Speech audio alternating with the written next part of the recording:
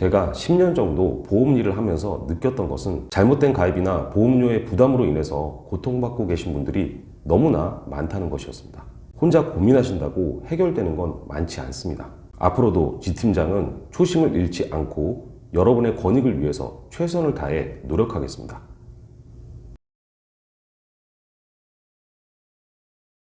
반갑습니다. 심플한 보험 지팀장입니다. 제가 10년여를 보험 일을 하면서 느끼는 거지만 여러분이 공통적으로 질문하시는 내용은 거의 정해져 있습니다. 답이 정해져 있는 보험 정보와 관련된 질문도 있지만 저에게 어떤 결정을 내려달라고 말씀하시는 분들도 있는데요. 사실 개인별로 경제력이나 가치관이 모두 다르기 때문에 같은 기준을 적용해서 말씀드리기는 어렵습니다. 그래서 오늘 시간은 그동안 제가 들었던 문의 중에서 가장 많이 하시는 질문 3가지를 선정해서 제 생각을 말씀드리고자 합니다. 영상에 도움이 되신다면 구독, 좋아요, 알람 설정 꼭 부탁드립니다. 여러분이 자주 하시는 질문 첫 번째는 진단비와 보험료는 어느 정도가 적당한가요? 진단비와 보험료는 상관관계가 있는데요. 진단비를 높이게 되면 당연히 그만큼 보험료가 상승하게 됩니다. 이에 맞는 기준을 잡는 건 나 자신인데요. 우리가 보험에 가입할 때 주위 사람들에게 꽤 많은 영향을 받게 됩니다. 내 친구는 얼마 정도로 준비했는데 저도 이렇게 해주세요. 제가 아는 설계사는 이 정도는 해야 한다는데 어떻게 생각하시나요? 사실 저는 이런 접근이 가장 위험하다고 생각합니다. 연령, 성별, 병력, 개인별 경제적인 상황이나 내가 가용할 수 있는 예산이 모두 다르고 가족력이 있을 수도 있고 없을 수도 있습니다. 이런 문제를 천편일률적으로 남들과 동일하게 해야 할까요? 누군가는 암 진단비 5천만 원의 보험료가 큰 부담이 아닐 수 있어도 나에게는 부담이 될 수 있습니다. 내가 적당하다고 생각하는 수준으로 가입해야 한다는 거죠.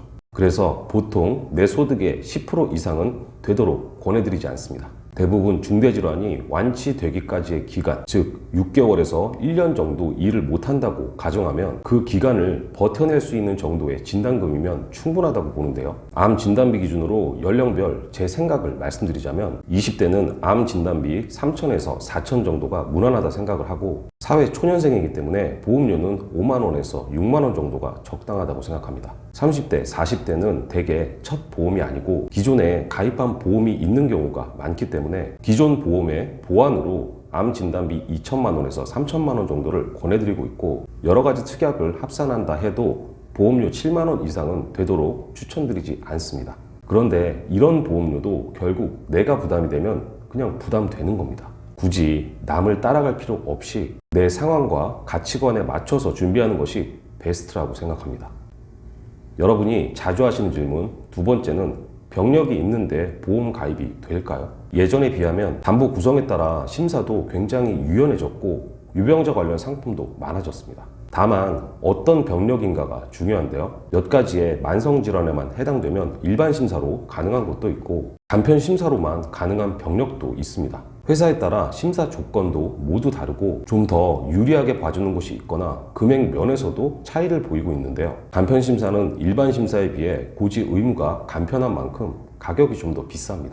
일반 심사로 도저히 진행을 못하는 경우라면 간편 심사 중에서 가장 메리트가 있는 곳을 찾아야 하는데요. 유병자라면 더욱더 진단비 위주의 구성을 권해드립니다. 안 그래도 비싼 상품에 여러 가지 잡다한 특약을 많이 넣으면 그만큼 부담은 커지게 되는 거죠. 병력 관련해서는 경우의 수가 굉장히 많기 때문에 궁금하신 부분을 문의 주시면 제가 직접 말씀드리는 게 나을 것 같습니다. 여러분이 자주 하시는 질문 세 번째는 보험 가입을 꼭 해야 하나요? 저는 보험 가입을 무리하게 권하지 않습니다.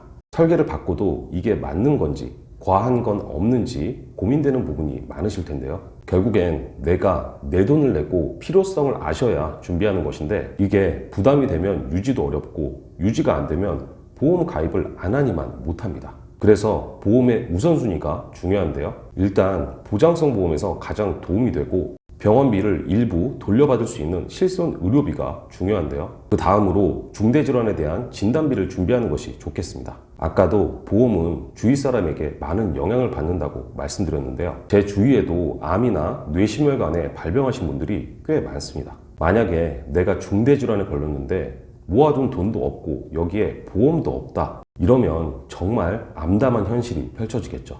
제가 생각하는 보험은 이렇게 큰 위험이나 질병이 발병했을 때 직접적인 도움이 되어야 한다고 생각합니다. 수술비나 기타 자잘한 특약으로 도움은 받을 수 있겠지만 이런 담보들이 많아질수록 보험료는 계속 높아집니다. 그래서 내가 감당할 수 없는 위험이 닥쳤을 때 가장 도움이 되는 건 진단비라고 생각하는데요. 보험이 아예 필요가 없는 건 아닙니다. 진단비를 대비하는 것도 경제적으로 어렵다면 그냥 실손 의료비라도 꼭 챙겨 놓으세요. 나에게 어떤 사고나 위험이 닥칠지 알 수 있다면 보험 자체가 의미가 없는 거겠죠. 하지만 미래를 알 수 없기 때문에 최소한의 준비는 필요하다는 겁니다.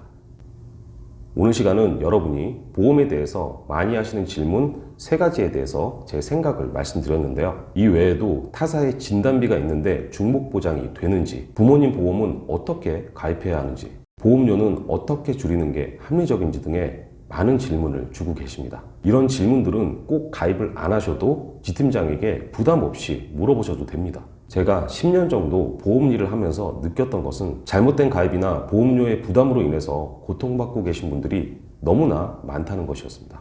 보험 리모델링 의뢰를 받아보면 한 가족의 보험료가 100만 원이 넘는 경우도 많습니다. 매달 자동 이체로 빠져나가는 공과금처럼 그냥 놔둔다고 해결되는 건 아닙니다. 불합리한 부분, 도저히 해결되지 않는 부분, 이런 걸 도와주기 위해서 설계사가 존재하는 것인데요. 혼자 고민하신다고 해결되는 건 많지 않습니다.